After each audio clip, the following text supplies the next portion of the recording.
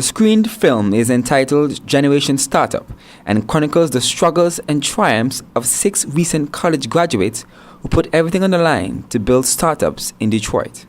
Among them is Brooklyn-born Dextina Booker, who was raised by a single mother from Guyana. Booker graduated from the Massachusetts Institute of Technology with a degree in mechanical engineering and product development in 2015. Instead of following some of her fellow MIT colleagues who took up lucrative jobs with car companies, Booker decided to join the growing startup community in Detroit.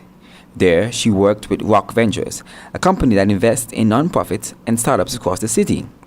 She hopes the film will inspire its audience to look at entrepreneurship from fresh perspectives. There are different and new and interesting solutions to old problems. And so, for example, one of the people in the film is working on property management, which is an issue as old as property itself. So they created an app. So it's kind of like, let's think about new and interesting solutions, and that entrepreneurship isn't, always about like a business suit and a briefcase and like the formality of it all, but just going out there and trying to make something new and something different. She advises anyone engaged in startup businesses to work hard, but not to beat themselves up over failures. One struggle that I had, and I had to really talk myself off of many cliffs, but is that everything I work on feels like a reflection of myself.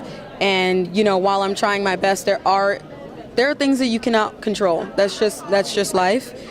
And so when those things happen, it's not about whether or not you succeeded the first time, is whether or not you can get up and keep going. Antigua State College entrepreneurship students Abigail Piper and Ravi Davis are both thinking about starting businesses of their own one day.